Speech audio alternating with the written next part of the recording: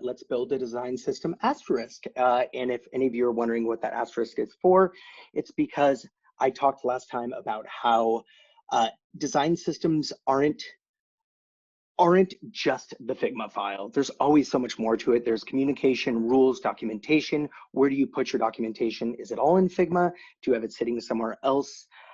There's lots there. There's also the code that goes, that accompanies the design system, and that's a translation of that, and all the rules around that that you've talked with your developers about. So design system is a conversation. It's a lot of different things all working in tandem, some kind of system to be able to sync up all these things. But anyways, we're talking specifically though about design systems and designing them in Figma because that's what we're doing. So I did promise you that I would have that moment where when I pull the design system back out here, we're gonna have some new cool things. And so if any of you haven't ever seen Figma's automatic version history, you can see here, if we go back and back and back, we can actually go and see what happened this morning. What did this thing look like this morning? Or what did it look like, let's see. Yeah, what did it look like here? So this is what our design system looked like at the end of our stream as of last week. And so, Asra, if you could help me too, and just throw the link out for the previous stream out there, just in case people haven't got that, at least they can have that now. That would be awesome. Okay, so this is what our design system looked like. It didn't look like much. It wasn't very organized, but it was the basics of something good. I always promised absolutely nothing. I always promised that I was just gonna build and we would see where we would get. Okay, but as of today, this is where we're at. So I did a little bit of work on it. Now, I didn't do too much stuff without you. So what I did is just kind of document some of this stuff. And so what I would encourage you as you build your design system, start creating little design system components. So I actually underscore name these things. So you can see here, it's underscore design system, blah, blah, blah. The reason for that is when I go to publish, so when I go to publish this design system, and I go to publish styles and components, and I publish this to my team that I'm working with, that little underscore there is going to be ignored by Figma. So if you actually, oh, I went back to the version history. Good job, Raj. So let me do this. If I hit this, we're not on a team right now. I'm in drafts right now, so we'll show this in a few episodes. But you would see that all of these ones with an underscore at the beginning of the name are actually ignored. So what I encourage you to do is create all these little helper components. There's no reason that you can't use components to help structure your design system. So here's what I've created. I actually created a little icon grid here. We'll talk about that in just a second. I'm going to show you that grid, show you another stream that you can watch that might help you out with icon design. As well as I created a little swatch, and this swatch has a few things on it. It's got a color name on it. It's got the color hex code, and then it's got potential shades of different shades of that color in case we want to, especially since this one is our brand color. And then I created like a color listing, and I used all the bells and whistles for this. I used auto layout, that way I can make this thing get bigger and smaller, and that way I can actually take things out or put them back in, and the whole container will resize. I started creating like a type pairing, like what happens when you have a article heading or a title and then a subtitle and then body copy here. How do those rules work? So I started working on that. But really what you'll see here is that I've got all this here now. I've kind of documented out each one of here's our title or header 1, header 2, header 3. And then I've got in here all the different qualities of that. So if you'd like, and if you remember, let's say on this header 2, you can see here it says H2. And if I go over to this code area and I don't do the actual CSS code, I just go to this tabular view here.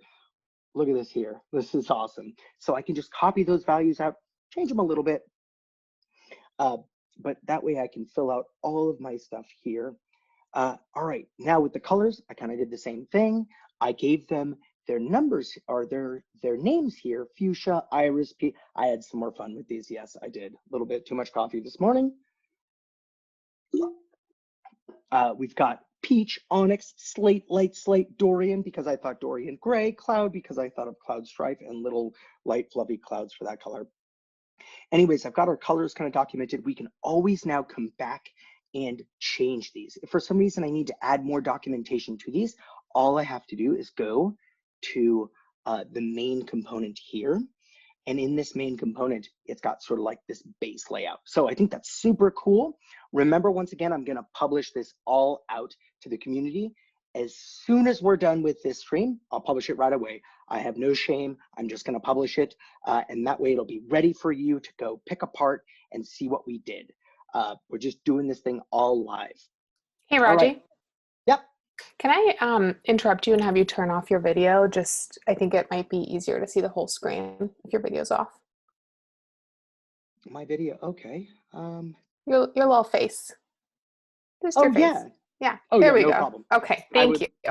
I would much rather you see what I'm doing than see my face, which really isn't doing much. Perfect, Awesome. thanks, Thanks, bud. Azra. Keep going. Thank you. No problem. Okay, so let's see what else we've done. All right, so I set up some little test areas. I set up a couple of icons here just so we don't have to do too much work on those. Who wants to see me draw on icons all day long? I want to talk to you about some of that stuff. Now, today's stream is going to be all about a couple of things. We're going to talk about grids and spacing, and I'm going to give you some different potential tools that you can use with grids and spacing, as well as we're going to be talking about beginning our components. Now, we did start by beginning our components for the actual design system itself, and those were our underscore name ones, but hopefully what we can get to today is some of these. These will be fun. Text input, multi-line text input, buttons, icons, things like this. Let's start using Figma's auto layout and components to create those things. That's gonna be super fun. So the first thing we're gonna talk about is grids and spacing. So there's this idea out there. Now, let me explain something with an example really quick here. So say I put some text here, and this is gonna be like my button text here. Let me get in a little closer for you. And let's say there's gonna be like an icon potentially next to that here. We'll just put a square. And I'm gonna put a auto layout container on that. Hold on a second. Okay, and I'm gonna hit Shift A with both selected to put that into an auto layout container. Another way I can do that is to right click it and I can go to add auto layout. It'll also tell you the little shortcut command right there too, which will help. Okay, now what we need to do is have a system. How far away is this icon from this text? But also, if this is a button, how much padding should it have? So let's just say we put in 8 here. I'm just holding Shift and going up. That's 8 pixels. And let's just put a quick, like, rudimentary background color on this. And let's say this is a white button. Now, the question really is for me, like these numbers, 8, 8, and then let's just say this is 8 as well. Like what controls these? How are these systematized? Well, right now they're not systematized because they're actually just in a field. Now, this opens up a much larger discussion about design tokens. Now, design tokens are a little bit like coding and code variables, where you would store a value in a variable.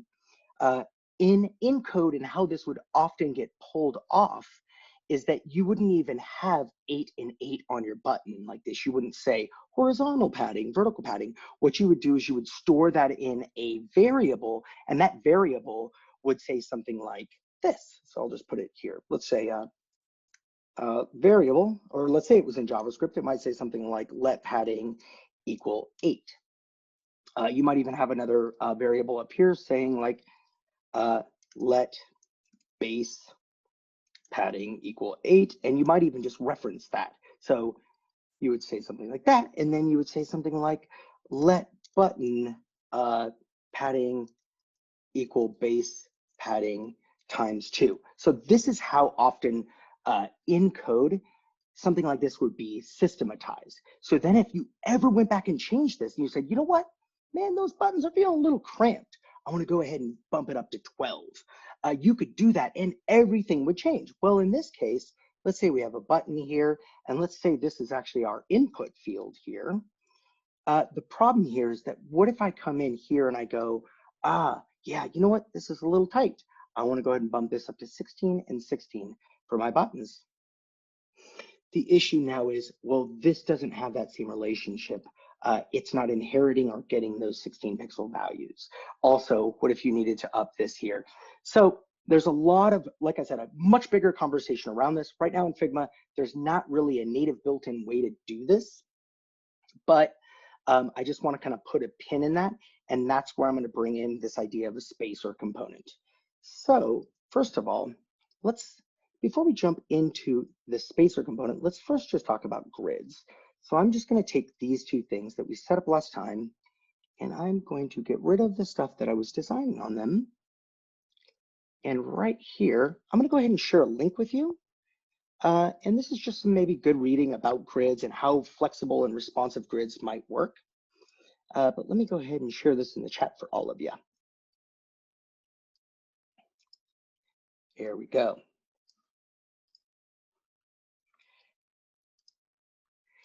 Oh, I just caught that pick in the nose joke. Thank you, Asra. You bless me. God.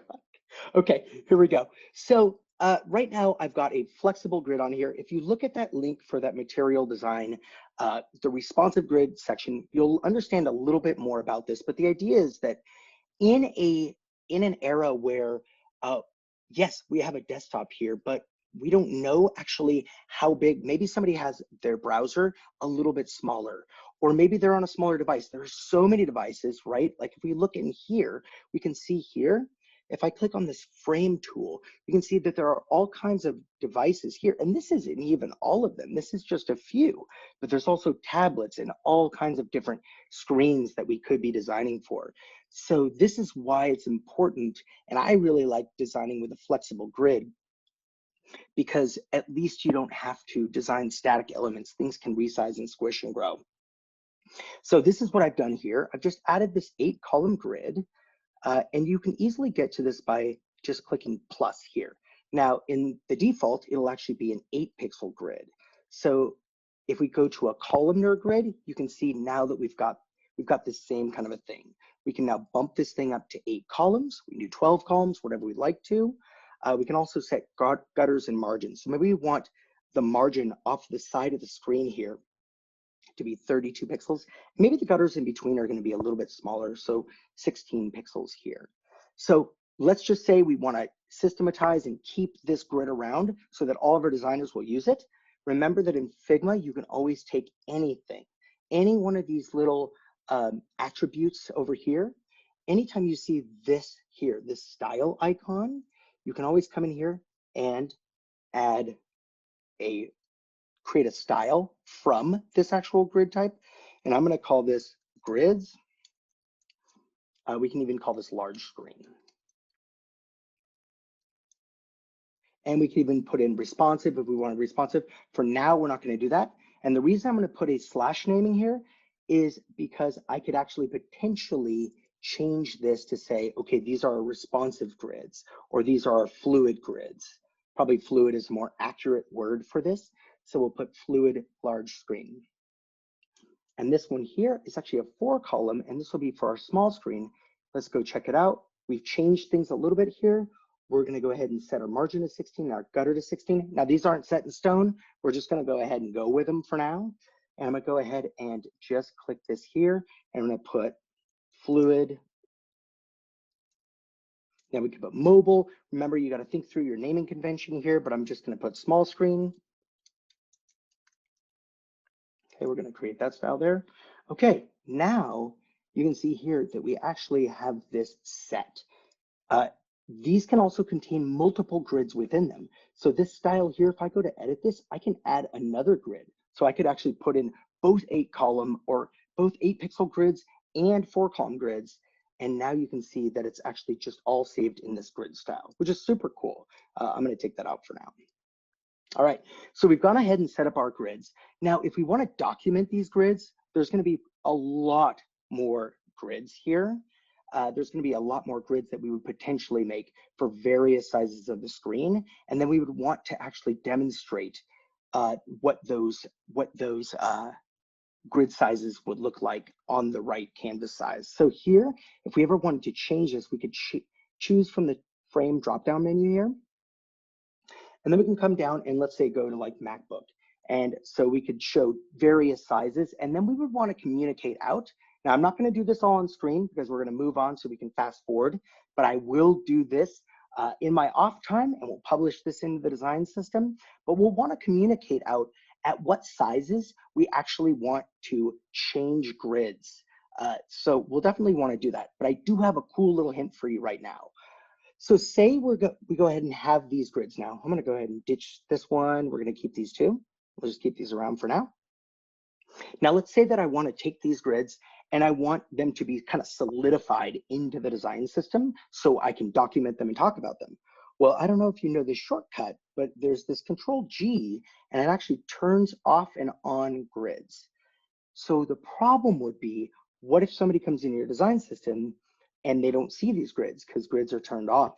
I have a very cool plugin to share with you all, and that's actually by our boy, Tom Lowry, designer advocate here. Check it out. It's called a layout grid visualizer. Now, this is how you'll run it. I sent the link right there to y'all, but if I hit Command/, it'll open this quick menu. I could always just go here and hit search as well. And I could always get at this through the plugin menu as well, but I'm looking for a layout grid visualizer. Great.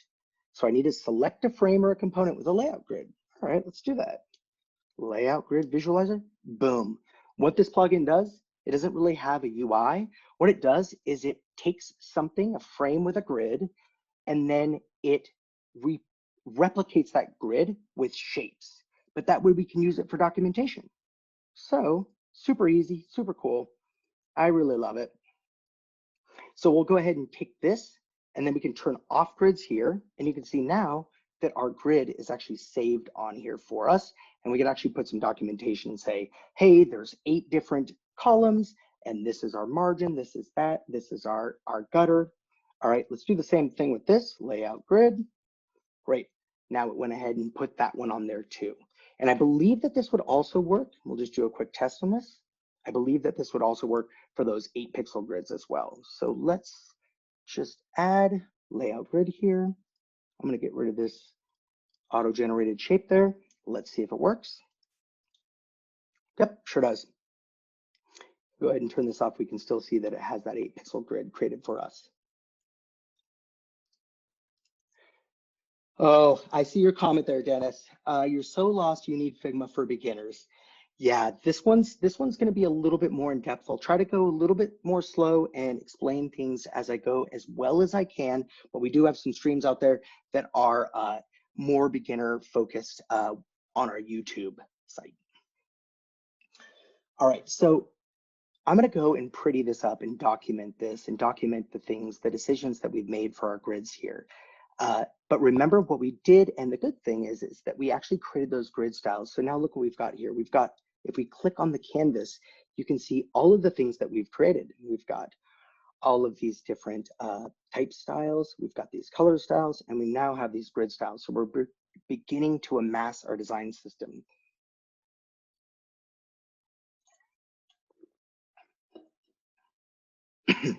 Excuse me. Okay, so now we're going to talk about spacing. Now, I did a little bit too much research on this, and there's lots of schools of thought. And if you remember from the last stream, we talked about type scale. Yeah, Danielle, this is design grids. These things are all to set up the foundations for our design system. How will we align things? How will the padding work for these things? We'll go ahead and start getting to components in just a few minutes. So we're going to come back to spacers here because it's not going to make a lot of sense if I tell you some of these tricks right now. But basically, there needs to be a system by which you define spacing between elements. For instance, I think a really good example might be, what if I draw a heading onto my designs? So I put, this is my article title. And I go ahead and I choose, and I want it to be a header level 1. And then I add below it a subtitle. More about the article here. Now, as designers, we have to ask ourselves, and we have to systematize, how do we describe the relationship of space between these two objects? Do we do we just take the two and just eyeball it? And notice as I drag the space in between these two things, and say that's something that I feel looks good. Visually, this is pleasing. The distance between these two items is good. I still need to systematize this, and I still need to think, how do I describe that relationship between this header and the space below it? One way to do it would be to quite literally just auto layout everything, right? So I'm just going to take both of these objects. Let me just unframe this thing. I could take both of these objects. Okay. Both of these objects here, and I could just add auto layout to them. And then I could use some spacing value in between until I like that. But what happens if now under the subtitle, I now have some body text under here? How do I describe the relationship between all three of these things? Like some of these are getting really cramped. And so if you go over that material design grids and spacing area, I think you're gonna understand a little bit more than I could do on the stream. Yep, it looks like Anshul is saying material design uses 4x multiplier of text-related spacing. There's a lot of different schools of thought. I just want to let you know this is some code for a type system called Gutenberg. And this, don't worry, this shouldn't make sense. This is cryptic. But I went through some of this and I noticed that there was like a relationship here. And you can see, defined by these numbers, you can see that this relationship is something like this. A header level 1 is going to have 3 times the leading, and the leading is the base font times the line height. So that base font size is 16 pixels. We chose that at the beginning. Whatever the line height is, maybe that's 140%. So this is how they define it. Hey, those header level 1s, we'll just speak in plain speech here. Those header level 1s, they need a lot of breathing room. So we're going to have 3 times on the top, and on the bottom, we're only going to have one time of that base, this leading number. And then notice on H2s, it changes. It says, oh, there's going to be only 2 times that space above, and the margin bottom will only be 1.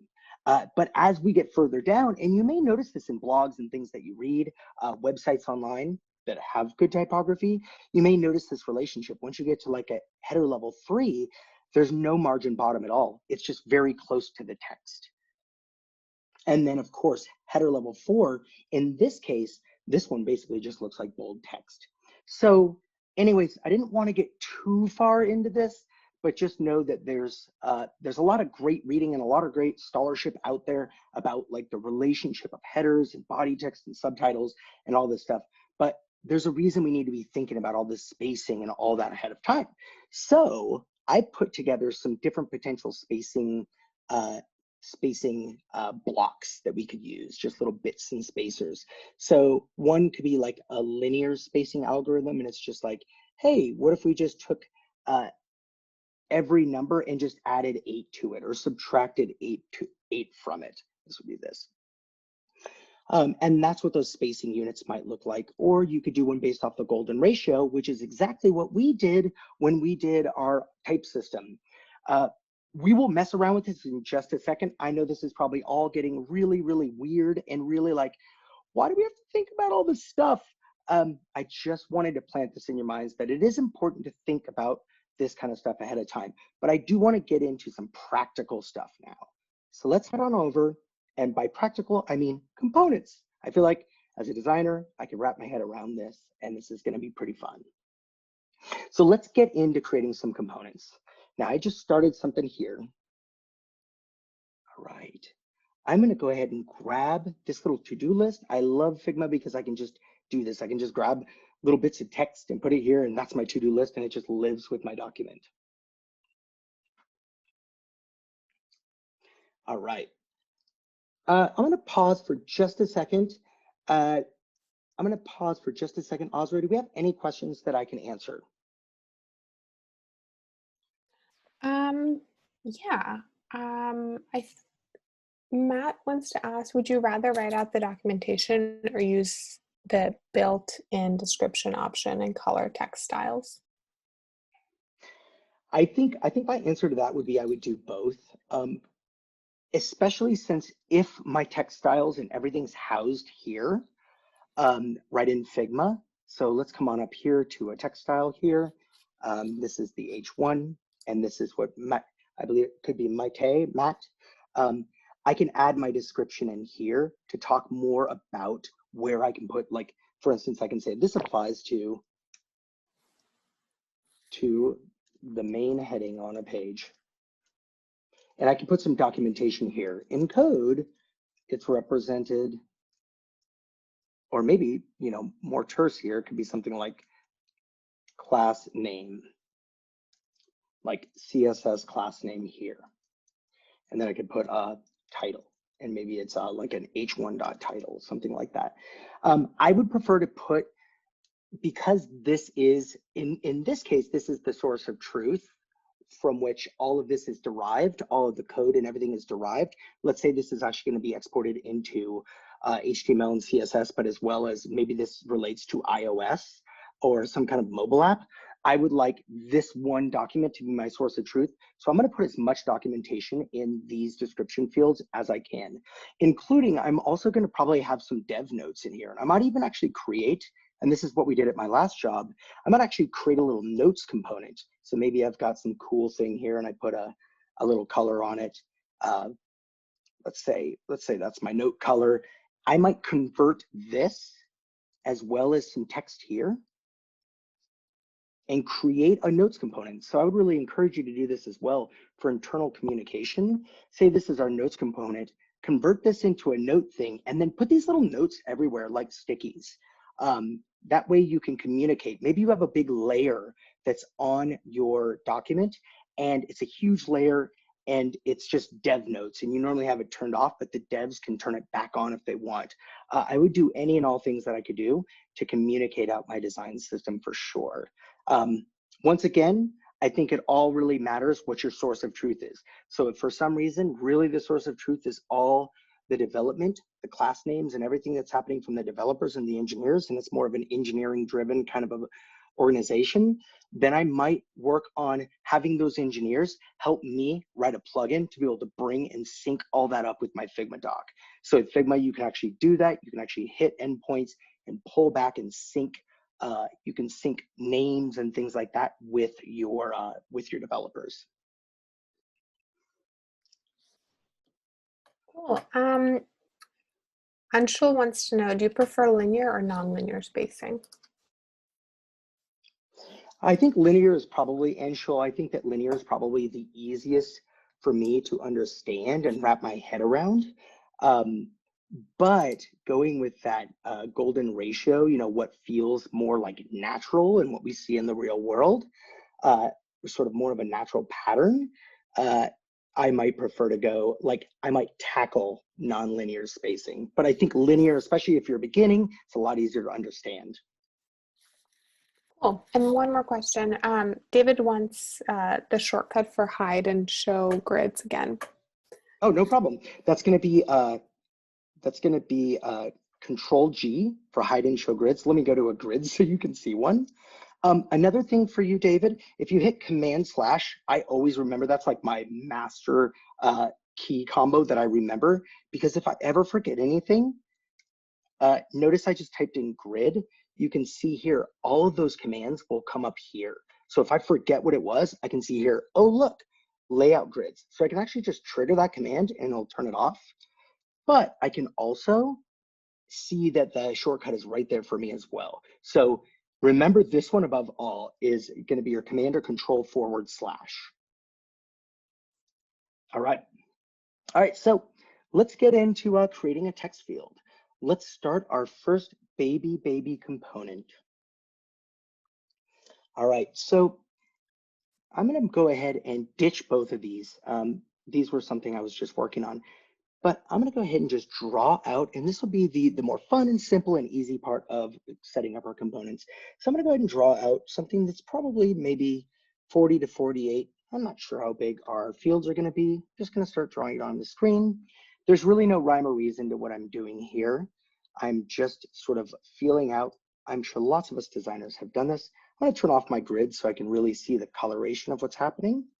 Maybe I'll put a 8 pixel in here. Notice this is just another reminder that really, as Figma, I think it's something we need to grow into and design systems.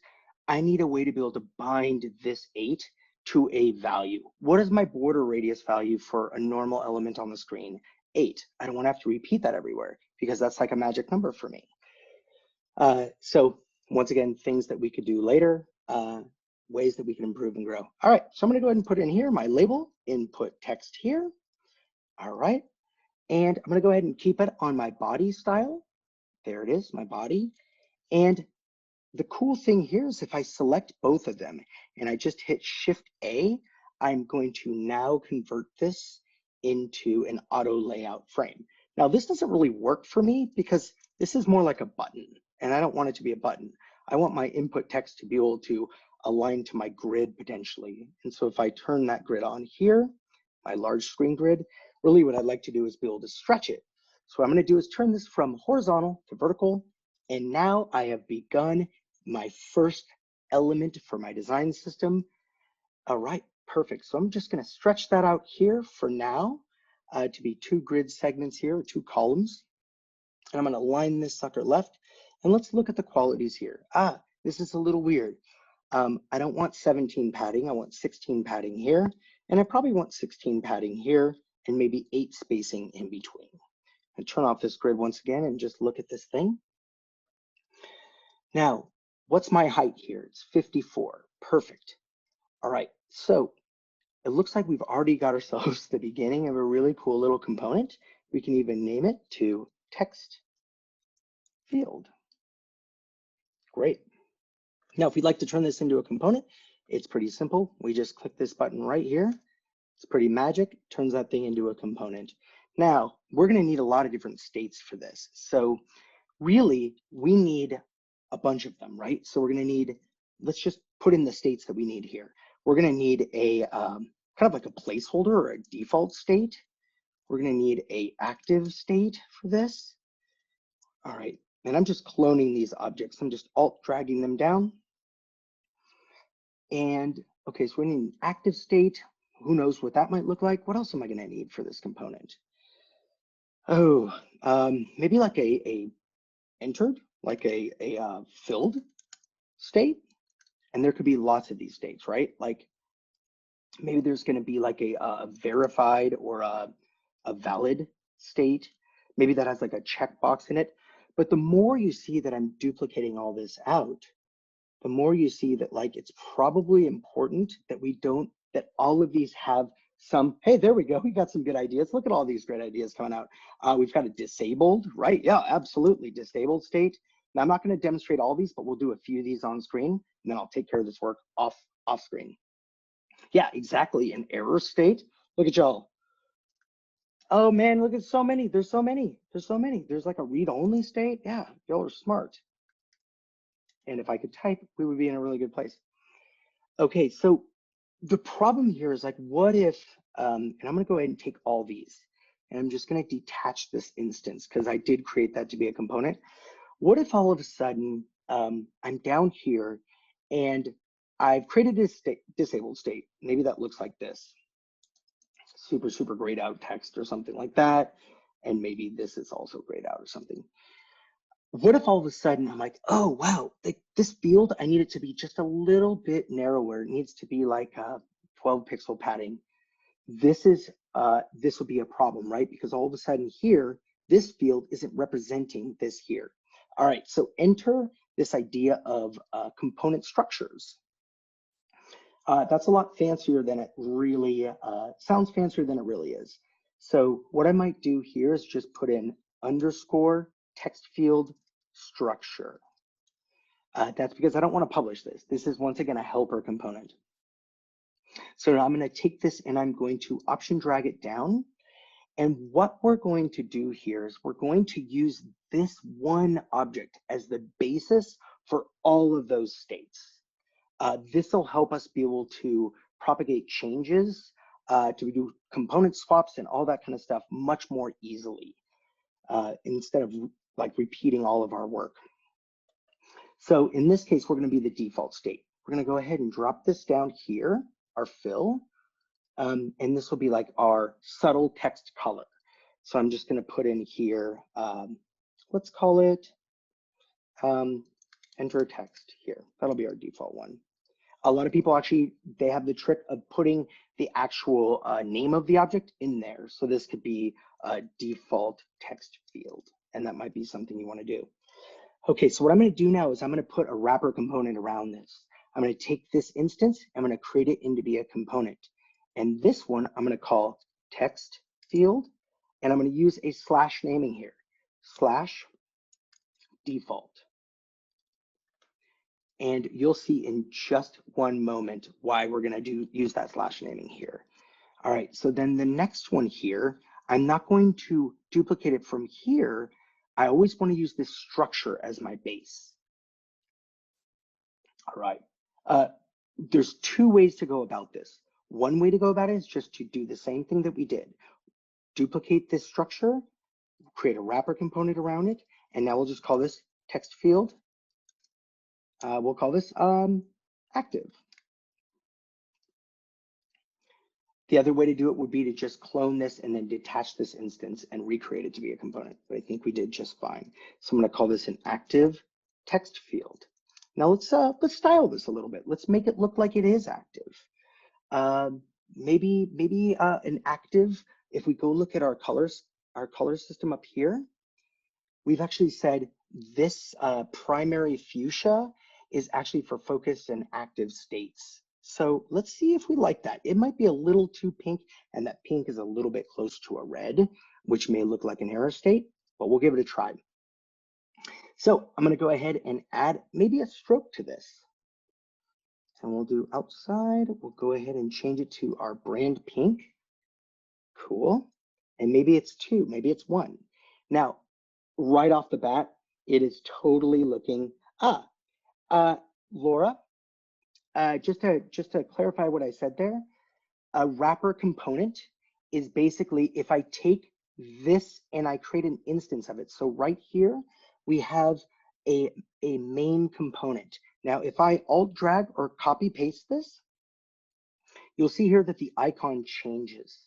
This is now a instance of this component. Now, I'm going to create a component out of this instance, and that's what I call a wrapper component. So if I just hit create component while it's on this instance, you'll see what happens. You'll see that inside of this, it still has an instance of it. Right here, you can see it's an instance of this text field structure. But here is my now what I'm calling wrapper component. Thanks for asking. Thanks for getting clarity on that. Okay, so in this active field, maybe we're going to get rid of this kind of subtle gray background and we'll just go with like a white. So let's do that. We actually don't have a white in our system, so we might want to create one of those. So I'm going to go ahead and break this color here, this color style. I'm going to go ahead and turn it into white, and I'm just going to create a white. I feel like everyone's got to have a little white there. Okay, cool. Now, one thing I want to showcase really quick, because I was a part of this feature and I'm super excited about it, is this style. What if we wanted to have like a little bit of like a, I don't know, like a glow or something like this around this? And we can't normally create double borders in Figma, but we just released this. Check this out. If I add a drop shadow to this, I can actually create a simulation of a double border by hitting spread to. Yes. Ari, you're following me. Awesome. I'm going to go ahead and change this to my local colors, choose my color there, and maybe that's at 20%, maybe that's at 4, who knows what it's going to be. But hey, there's my active text field. I'm very quickly realizing that this looks like an error. We'll take care of that. We'll change that to that blue. That's going to be our secondary brand color, and we can use that as well. Since I'm also the designer and the brander on this thing, I guess I can make those kind of decisions. All right. Ooh, I just made a mistake. Let's go back down to that 20%. Like that, that was a subtle value. Okay, we're only going to create 2 of these. I know you put a ton of states in there, and there's so many different things that I now need to do. Thank you for my homework. But I want to get on to some new thoughts and new ideas here. But basically what we've got now is we've got a default text field. So let's go over what we did. We created a structure here. And why did we do that? But we did that if for any reason some of these things change. Maybe this font goes up and gets bigger. We want all of our text fields, they all inherit the same kind of stuff. They all have the same padding and spacing and this and that. We don't want to repeat ourselves here. We don't want to have to constantly create, like, we don't want to have to go and create a change here and then create a change in 8 other components. So we're honoring the do not repeat yourself rule there. So we created a structure component, and now we have those structure components inside each one of these. Text field active, text field default. Now the reason that we name them this way is this. Let's take an instance of this. Now, every time you have a main component, if I simply copy, paste, or Alt or Option drag it off over here, you'll see here, now I have an instance of this. The reason that we named it the way that we did is because notice now here in this menu, we have an active and a default. And the more components we start adding into this naming convention over here, text field slash, this menu will honor that. It'll honor that naming convention, which is super cool. Also, if we look in the assets here and we go into the style guide, now we've got a couple of problems here because I've framed this with a desktop grid, and I'll show you how to get out of that. We don't really want our style guide to say desktop grid. We don't want that at all. So one way we could do that, let's just get out of this grid. One thing to note is that the frame that you put your components on can be a form of naming, almost like a foldering system. So if I take all of these out of here and I ditch that grid and I just put my components out right here on the canvas, notice that we have now style guide text field. That's because of this naming convention here. And if I open up text field, you'll see my different text fields there. You see my default and my active. So in this same way, I can use grids to my advantage by creating a grid around this, or not a grid, sorry, a frame. I can use frames to my advantage by drawing a frame around here. Notice now my style guide says style guide / frame 12. That's not at all helpful. So what I want to change this name to is maybe this is our form elements. So form elements. So now under the assets, we'll see here, style guide, form elements, and then underneath these form elements, we have text fields. So we can use a combination of things. We can use the page name as a layer of almost like a foldering system, an organization system. Then we can use the frame name to be able to organize items underneath it. And then we can use slash naming inside of the component. So let me come right back here. Remember this one here. We can use slash naming here to create another layer of menuing or foldering within this. Okay. All right. So let's just kind of push at the edges of this field, because we really, as the creators of design systems, we have to be able to make these things work for a lot of different cases. Our designers that are using them are going to have lots of different ways that they use this. And right now, we just have these two things. So let's just see here. Does this work? Does it scale? So I always do this as a test. I take my instances. Oh, notice we already broke it. I always take my instances like this and I try to scale them and see what's going on, add text into them. Do they work the way that I think they should? So the first thing that we've got wrong is I'm moving this, but this is not scaling to that.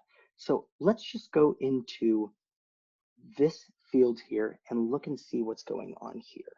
So probably a way that we could fix this is that notice on this text field structure, we have it set to a vertical auto layout, or we could just set this to a vertical auto layout as well here, which we did.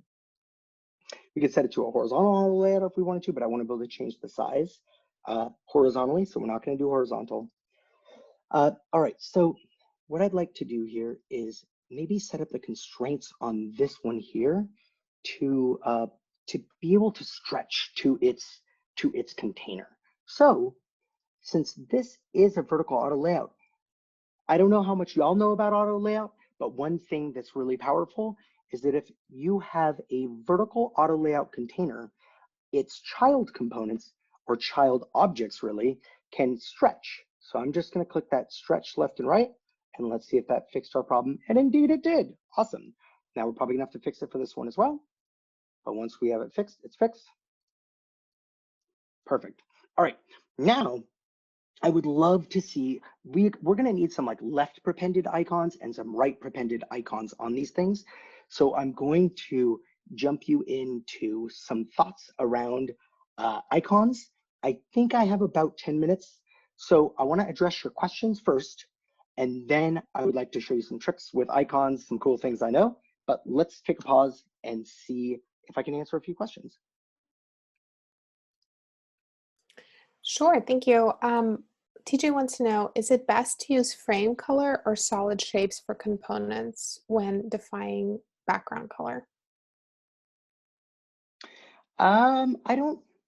It really depends. On a component that has like shapes, you may struggle if you're wanting to add auto layout into that, in which case I would be using frames. Notice on this text field structure here, if I were to just draw a shape in, with auto layout, it's very difficult to just draw right into the layer there, like right into this auto layout container. So I tend to use the outer frame for that. Cool. Puya wants to know, what's the best width for label icons and text fields, outlined or filled? Let me see, can you repeat that one more time, Ezra? What's the best weight for label icons and text fields? Ooh, that's a tough one. First of all, I feel like it relates a little bit to your typography. What we don't want, let's just go ahead and we'll do a little bit of jumping ahead here. Let's just say I want to put this icon in here. If this weight of this icon, which I've actually created some very complex stuff in here because I wanted to show you some cool tricks. If this thing's super, super thick and chunky like that, it may be very legible, but it may not exist well with the typography. That typography is pretty thin. This is really, really beefy. So I think it depends. I'm going to give you a resounding, it depends. Also, those line weights can be way too thin, which are not legible as well. I think the smallest I've ever seen people go is like a 1 pixel line weight. But if you're creating icons that are scalable, it really just depends. Because a 1 pixel at 24 pixel by 24 pixel frame size might be okay. But if you actually like scale it down, it could be very illegible. I know from a frame size perspective, I know that a lot of people work with like a 24 pixel by 24 pixel icon size as far as a frame goes. Great. Another question is, what naming convention do you use for spacers? Spacers are pretty new, being completely honest with you. Spacers are a pretty new concept to me in Figma, not in code, but in Figma. So I'm pretty new to it all, and I'm going to demonstrate using some spacers, but spacers are kind of a weird thing because I think that they're a bit of like we're going to grow out of them at some point, because I feel like once we can get design tokens, we're going to be out of the need for like a spacer component. So I don't really have a great answer for you. Sorry. Corinne wants to know, can you show the stretch left and right again? Yeah, I'll do it for you, and I'll do it in a way that's like just probably maybe a little bit simpler, not working with like a complex component. So let's just add a stroke on this here. All right, so we've got this this frame, and I'm just going to add like a little square in the middle of it. Now, if I go to this frame and I just go to the auto layout portion of it and I hit plus here, I can actually change it to a vertical auto layout, and then I can adjust things here, right? Like I can adjust horizontal padding and I can adjust vertical padding. But what if I want this thing to be left aligned? It's left aligned now. Actually, let's do this. Let's go away like this. left align now, but I can go right aligned. I can go center line. You can also drag it and it'll go left to right center, but left or right and center. But what if I want to stretch it? All I have to do, notice when I select the auto layout frame, I don't see that control here. But as soon as I select a child layer of a auto layout container, you'll see right here, those 3 align options plus stretch here. Watch, once I hit stretch, it'll stretch. And that means if I adjust this, that will actually stretch to adjust.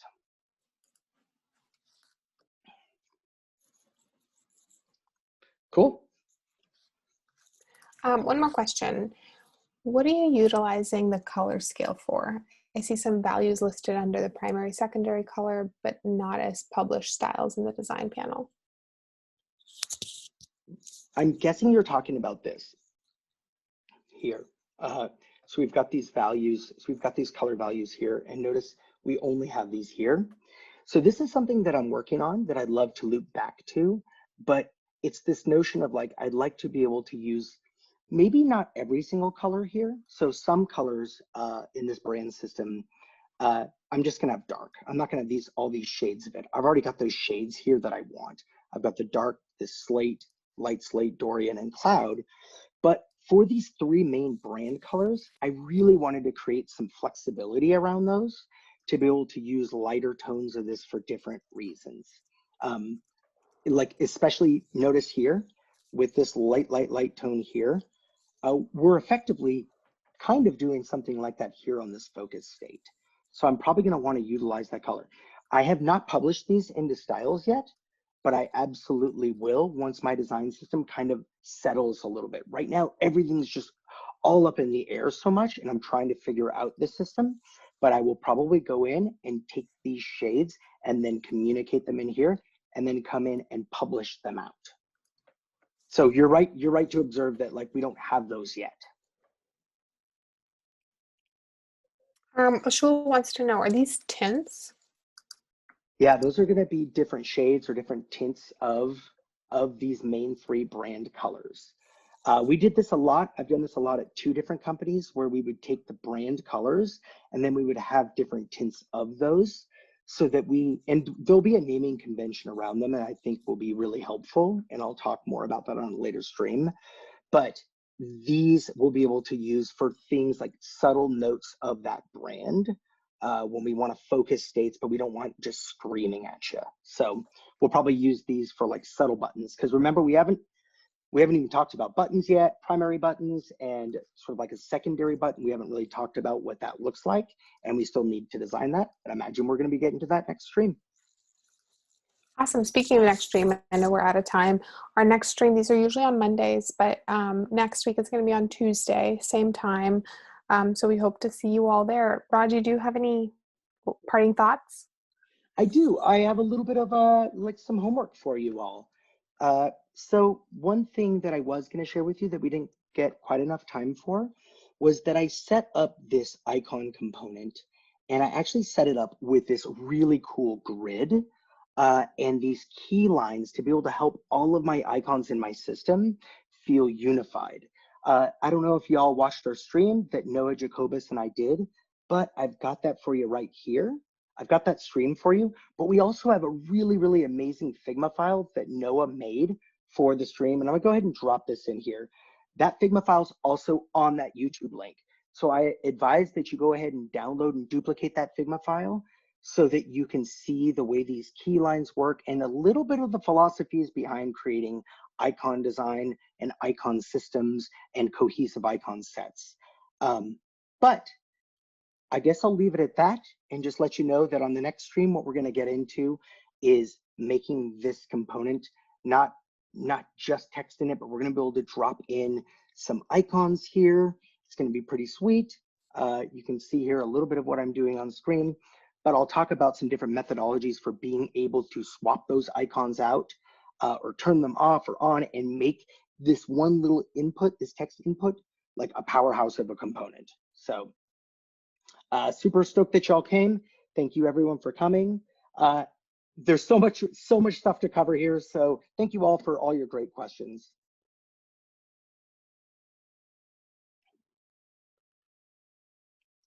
Have a great day.